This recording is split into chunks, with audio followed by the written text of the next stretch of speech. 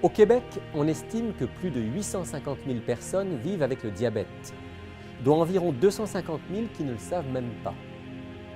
Au Canada, il y aurait près de 3,5 millions de diabétiques, presque 10% de la population, sans parler de tous les prédiabétiques. Au niveau mondial, le diabète fait de plus en plus de ravages sur tous les continents. Sans une prévention intense, il continuera à augmenter.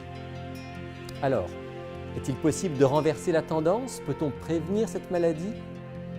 Et le diabète est-il réversible? Réponse dans un instant avec mon invité du jour.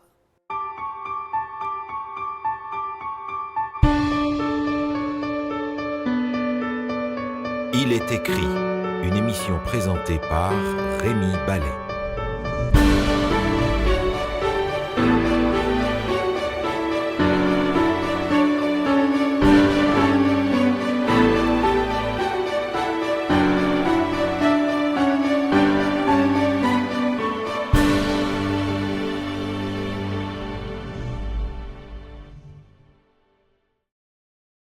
Dominique, bonjour. Bonjour. Bienvenue à nouveau dans l'émission Il est écrit pour parler à nouveau de santé. Et on va parler aujourd'hui donc du diabète. Le diabète, c'est quelque chose qui t'intéresse depuis longtemps. Personnellement, tu as été confronté à ce problème, à cette question? Effectivement, comme je l'ai mentionné lors de la dernière émission, j'ai plusieurs membres de ma famille qui malheureusement vivent avec cette maladie et également en clinique. Plusieurs patients qui vivent avec le diabète. Ouais. Ça t'a amené à étudier le sujet, à chercher des pistes de solutions. Est-ce qu'on peut d'abord rappeler ce qu'est le diabète ou les diabètes, puisque je crois qu'il y a plusieurs diabètes? Effectivement, alors il y a au moins 3 types de diabète, mais les 2 plus courants sont le diabète de type 1 et le diabète de type 2. Alors pour le diabète de type 1, c'est une maladie qui est beaucoup plus rare que le diabète de type 2. C'est une maladie qui apparaît durant l'enfance ou l'adolescence, parfois au début de la vie adulte. Et c'est une maladie qui est caractérisée par un système immunitaire qu'on pourrait appeler hyperactif et qui s'attaque aux cellules de notre propre pancréas où se trouvent les cellules bêta, les productrices de notre insuline. Mais ce n'est pas le diabète le plus fréquent, tu disais. Donc aujourd'hui, on va parler surtout du diabète de type 2. Exact, le diabète de type 2, le diabète adulte. Et ce diabète-là, il est caractérisé très brièvement par une résistance à l'insuline. Et cette résistance à l'insuline-là, elle est causée par, selon bien sûr l'école de pensée, soit par un excès de calories, un excès de sucre ou un excès de gras. Alors, on sait que le diabète, c'est un problème quelque part avec le sucre, mais c'est intéressant ce que tu dis. En ce qui concerne l'origine du diabète, il y a plusieurs écoles de pensée. Tu peux résumer ça un petit peu? Effectivement, plusieurs écoles de pensée. Alors, traditionnellement, on croyait que le sucre était le problème ici. Alors, si on prend l'exemple d'un four à bois qui est dans une salle et qui a un portier à la porte de la salle qui attend des ouvriers qui lui apportent du bois ou du charbon, l'ouvrier tire les clés de sa poche, il la met dans la serrure et ensuite permet aux ouvriers de mettre le charbon ou le bois dans le four à bois. Okay? Alors ça, c'est le processus normal. Pour un diabète de type 2 qui serait causé, bien sûr, selon la première école de pensée, par un excès de sucre, ce qu'on voit, c'est parce qu'il y a trop de sucre, il y a un problème. Il y a trop de bois ou trop de charbon, c'est ça? Trop de charbon, c'est ça, ou trop de bois. Il y a un problème qu'il faut régler. Alors le problème ici, ce serait tout simplement d'avoir moins de charbon qui arrive à la porte, ou moins de bois qui arrive à la porte. Okay? Alors, pour l'école de pensée qui met de l'avant le gras comme le responsable de l'apparition du diabète, ça va plutôt comme suit. On a encore une fois les ouvriers qui emmènent du charbon de bois ou du bois à la porte de la salle où se trouve le four à bois. Ils font ça toute la journée. Et pendant la nuit, il y a un farfelu qui vient mettre de la gomme dans la serrure de la porte ou de la salle. Et le lendemain, lorsque les ouvriers arrivent, le portier n'arrive pas à fournir la cadence parce qu'à chaque fois, il essaie d'ouvrir la serrure et c'est difficile. C'est difficile d'ouvrir une serrure avec de la gomme dedans, n'est-ce pas? Alors, les ouvriers, eux, continuent à emmener du charbon qui s'accumule devant la porte. Vous comprenez? Donc là, le problème serait le gras. Alors, la question qu'il faut se poser, c'est est-ce que c'est la gomme le problème dans la serrure ou encore une fois la grosse montagne de charbon ou de bois qui se trouve devant la porte? Lorsqu'on y réfléchit quelques secondes, on se rend compte qu'il faut enlever la gomme de la serrure pour permettre à tout ce charbon de rentrer dans le four à bois. Selon cette image-là, comme tu viens de le dire, le problème, c'est le gras. Okay? Parce que lorsqu'on mange, les aliments que nous consommons sont transformés en de plus petites molécules, et entre autres le glucose, qui lui va être transféré dans la circulation sanguine et ensuite va être emmené jusqu'à nos cellules. Mais pour entrer dans la cellule, il faut absolument avoir une clé. Et cette clé, c'est l'insuline. Si j'ai de la gomme dans la clé de la porte de ma cellule, mon insuline ne fonctionne pas. Ça veut dire de manière concrète que le gras ou l'excès de gras empêcherait l'insuline de fonctionner. Et c'est pour ça qu'on parle de résistance à l'insuline. Et encore une fois, ceci n'est qu'une des écoles de pensée qui semble se confirmer de plus en plus. Comme je viens de le dire tout à l'heure, il y a aussi l'école de pensée d'un excès tout simplement de sucre dans l'alimentation qui pourrait, selon certains experts également, causer l'apparition du diabète et l'apparition également de cette résistance à l'insuline. Est-ce que le diabète est une maladie récente ou est-ce que c'est une maladie en fait, qui existe depuis toujours mais que maintenant on comprend? Alors, lorsqu'on garde en mémoire l'exemple que nous venons de mentionner, on peut arriver peut-être à spéculer là-dessus. C'est-à-dire que si on parle d'excès de sucre ou excès de gras, on peut se poser la question, est-ce que dans notre histoire, avant, est-ce qu'il y avait des civilisations où il y avait des personnes qui étaient exposées à ces excès de la table? Et oui, il y en avait. Il y en avait. Et lorsqu'on lit certains rapports d'anthropologie, on voit qu'il existait dans ces populations-là des maladies cardiovasculaires, la goutte, etc. Et probablement même des cas de diabète. Okay? À la cour des rois, par exemple, j'imagine. Exact. Maintenant, plus proche de nous, lorsqu'on regarde les populations où le diabète est apparu récemment, par exemple dans les pays asiatiques, on se rend compte que dans les pays asiatiques où il y avait une alimentation riche en produits qui viennent de la terre, c'est-à-dire fruits, légumes, légumineuses et céréales, les cas de diabète étaient très rares. Mais depuis l'arrivée des McDonald's de ce monde, etc., où ces pays-là, bien sûr, sont arrivés dans un contexte où il y avait mondialisation. Ils voulaient manger comme les Américains. Ils voulaient manger comme les Américains. Le diabète a commencé à augmenter exponentiellement dans ces pays-là.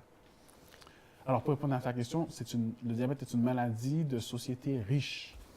Ça a pu exister à toutes les époques, mais ça implique une alimentation riche, c'est bien ça? Exactement.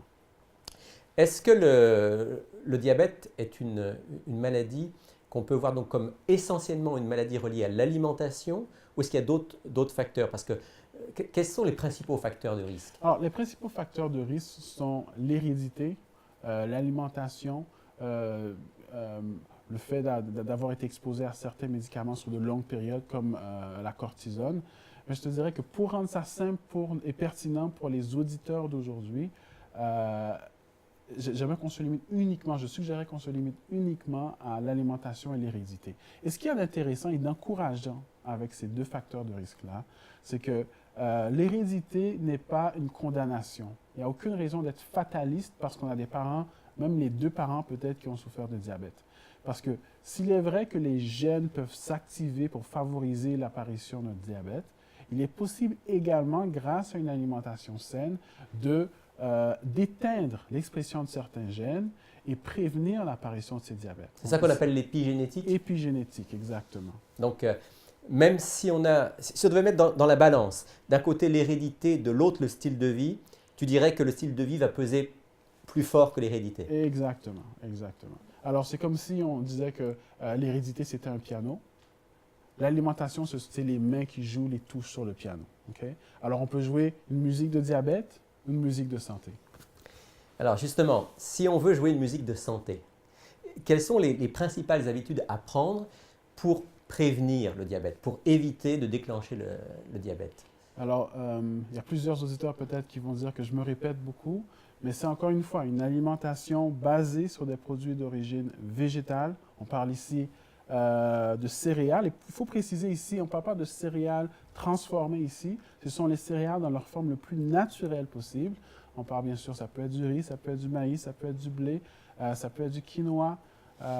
Toutes les céréales ont été créés par notre Créateur, par Dieu, alors ont tous ce potentiel de santé. C'est notre carburant principal. Exactement, mais elles doivent être consommées d'une manière saine. Si sur mes céréales, je mets une couche de 2 pouces de fromage par-dessus, mais ma céréale n'est plus santé.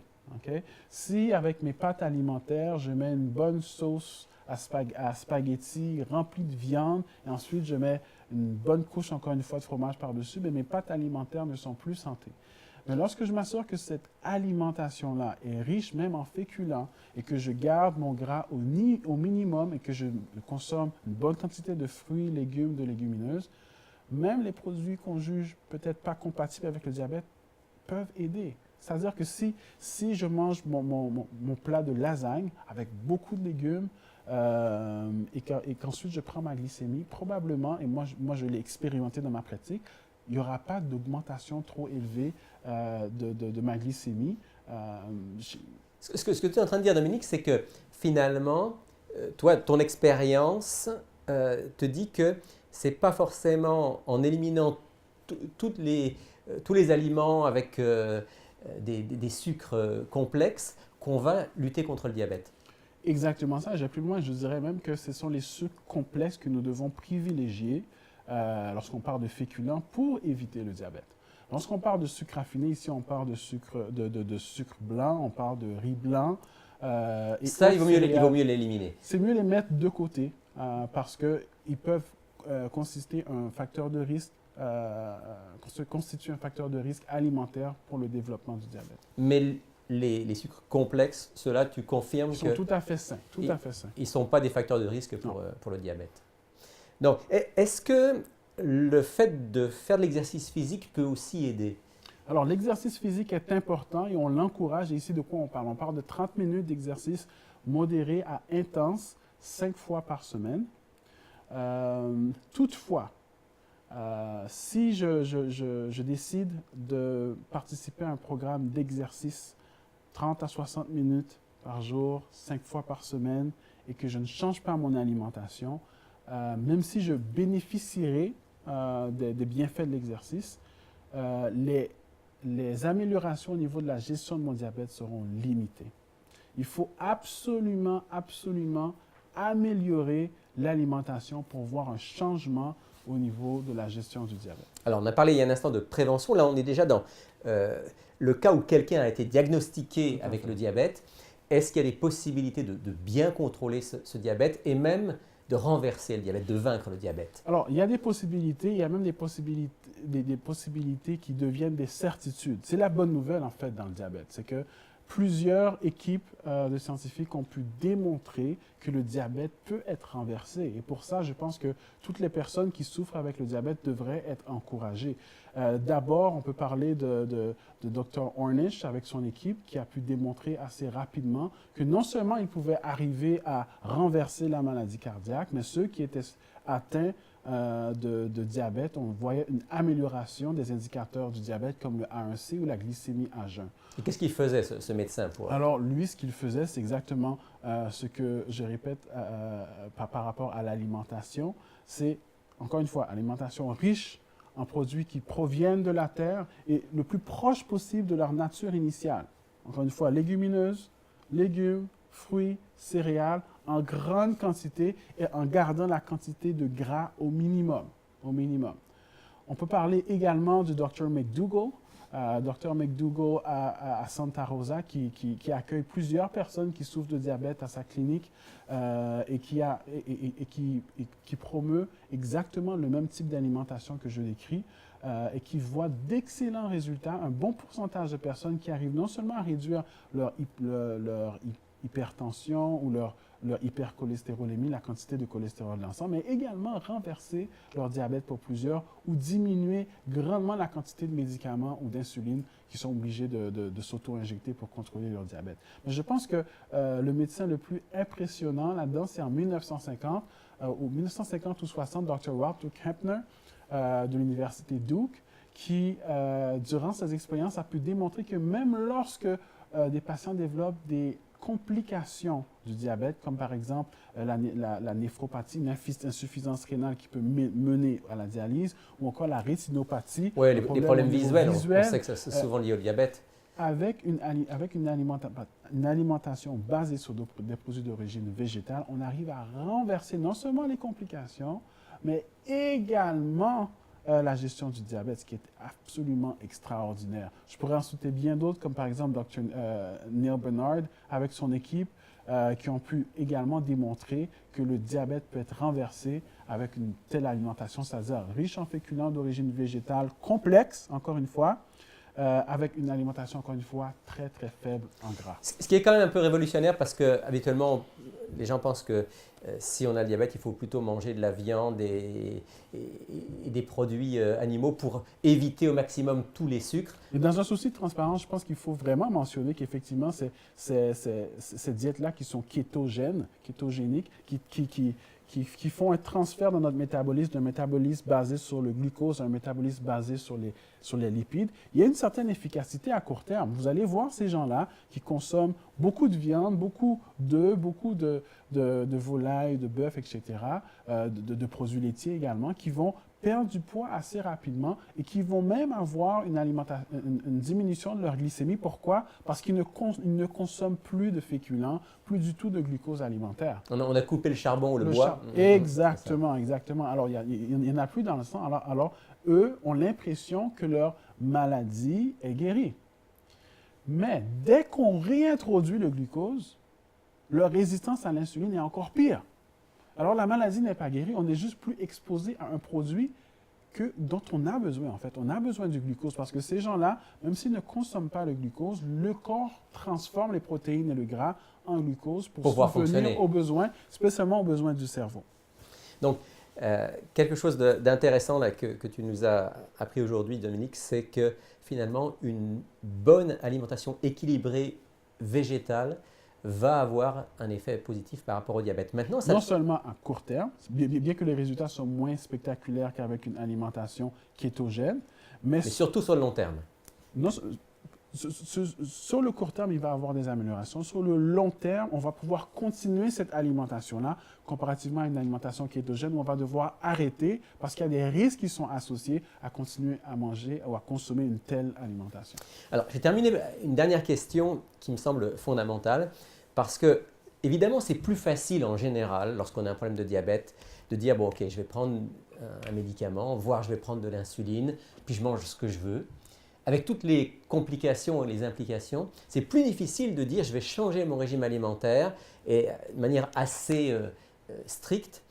Toi, dans ta pratique, est-ce que tu te rends compte que tes patients, ils le font pas? Comment ça se passe? Alors, ceux qui le font sont une exception, mais ils sont exceptionnellement satisfaits également.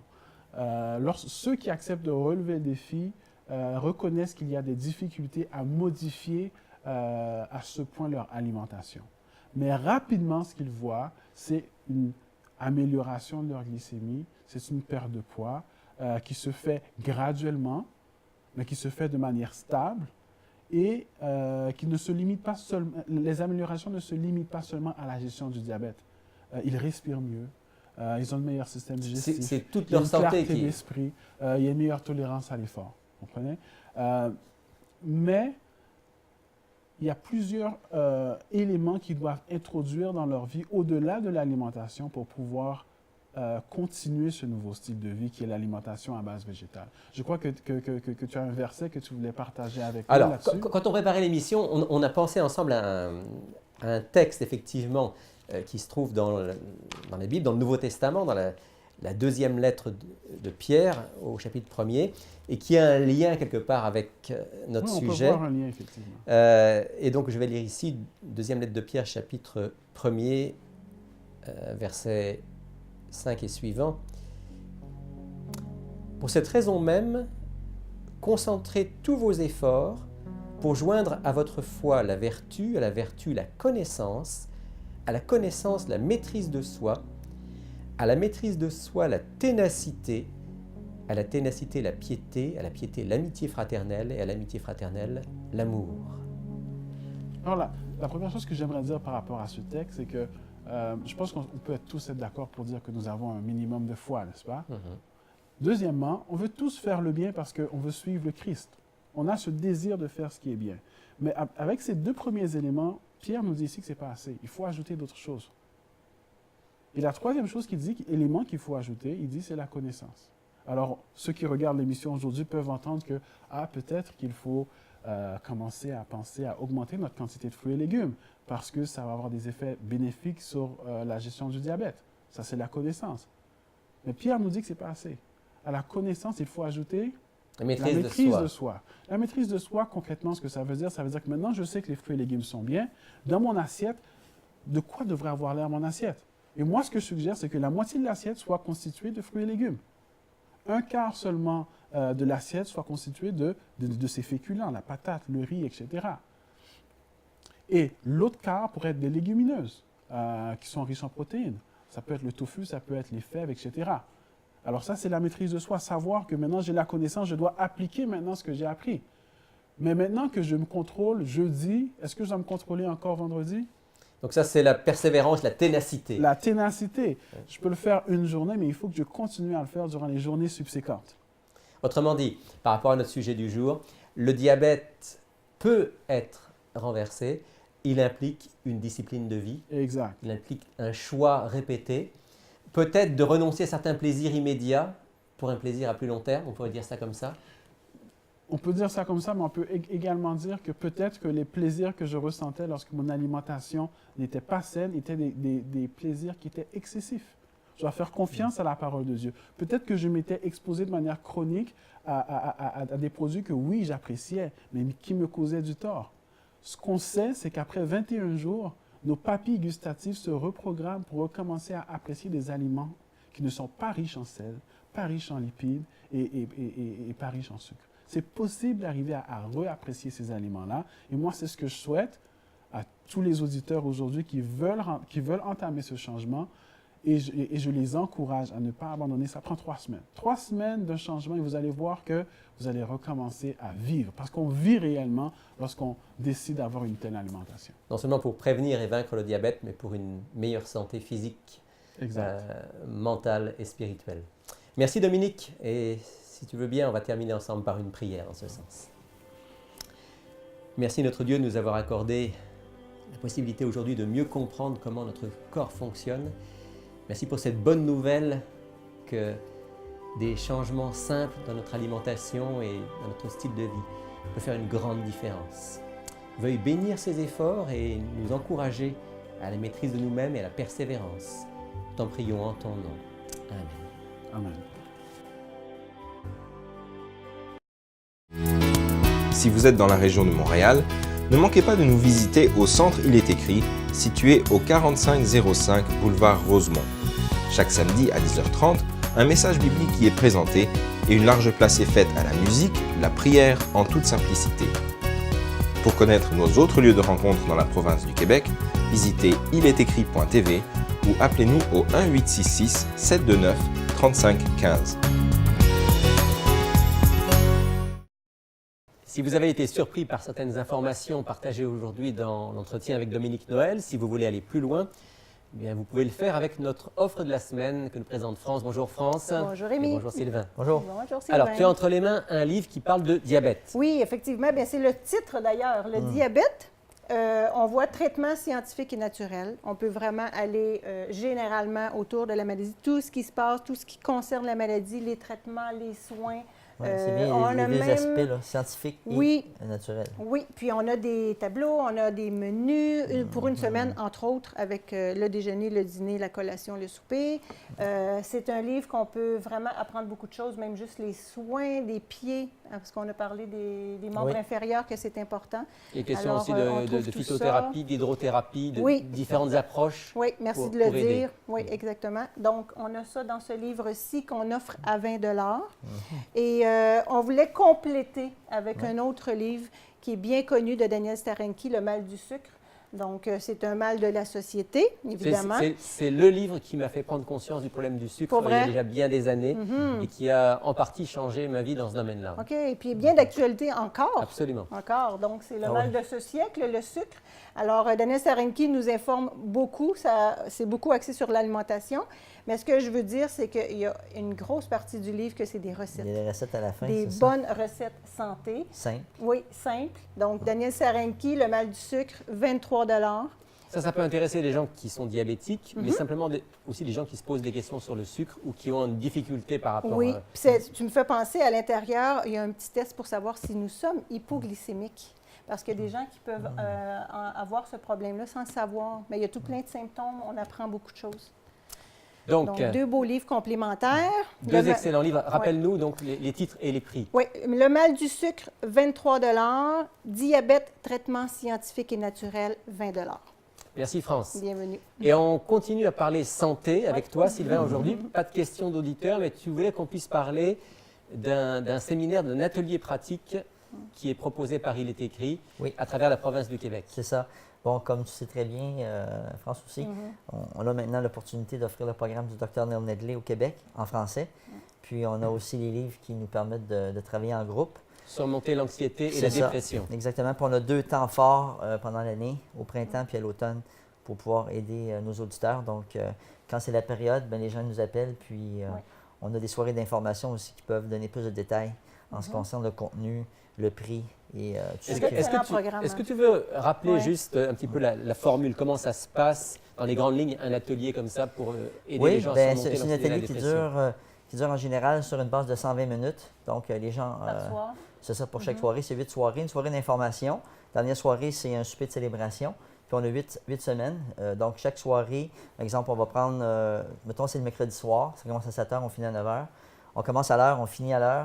Puis, le déroulement se fait en 3 sections. On a une présentation, exemple, fait soit par moi ou quelqu'un d'autre qui fait partie de l'équipe. Après ça, on a la présentation du Dr Neil Nedley sur mode DVD. En vidéo, c'est ça. Évidemment, avec la bande francophone. Puis, après ça, on a l'exercice en groupe. Donc, on partage. Vous faites un petit groupe, hein? Vous c'est ça, exactement. Le groupe, je pense. Ouais, donc, c'est des maximums de groupes de 15 personnes. Puis on a l'opportunité d'échanger. Puis surtout d'aller piger dans notre boîte à outils pour aider les gens à mettre les choses en pratique. Parce qu'on a un livre d'exercices à chaque semaine qu'on doit utiliser.